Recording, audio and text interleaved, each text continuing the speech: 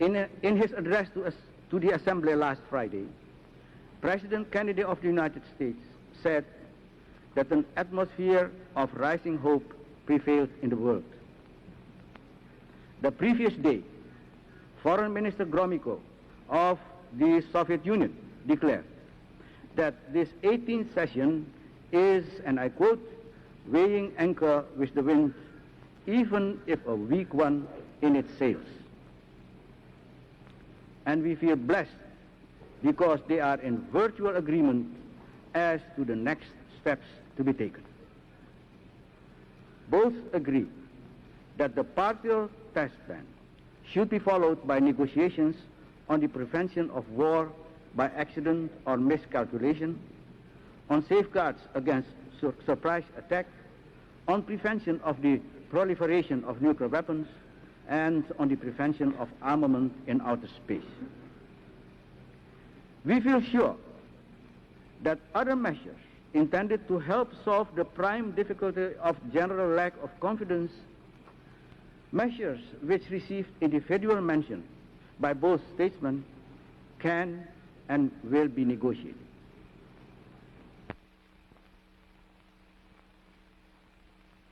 It is clear that to achieve an effective revision of the Charter, we will have to think in terms of several General Assembly sessions, perhaps even as many as 3, 4 or more will be needed.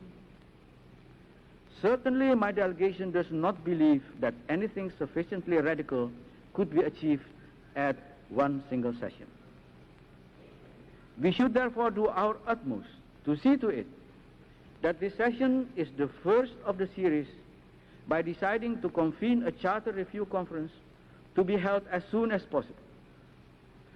The conference would give all members ample opportunity to declare their opinions and their wishes.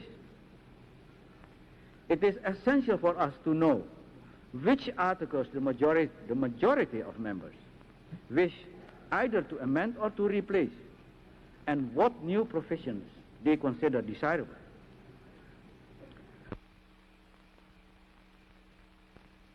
I should like now, Mr. President, to single out for review the policy of decolonization as practiced by the United Kingdom.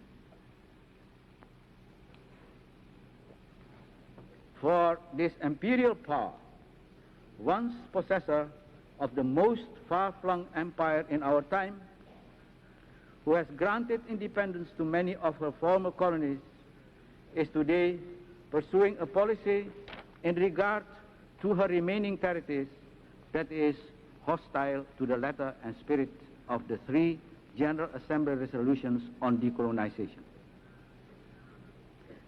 Let's take first the instance of Southern Rhodesia. It is here that the fact of British decolonization policy, which is that the facet of British decolonization policy, which is based on racial discrimination, finds its clearest expression. Decades ago, a small white minority in the territory was granted the power of self-government.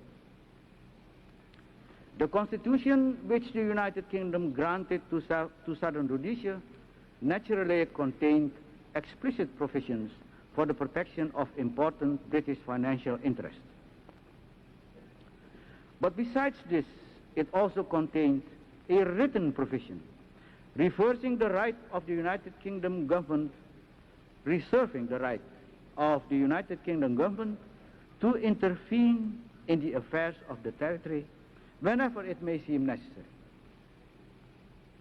Since all Rhodesians, of whatever racial origin, are in effect subjects of the Queen, this right therefore necessarily encompasses any action demanded in the course of a government's most sacred duty to protect its subjects.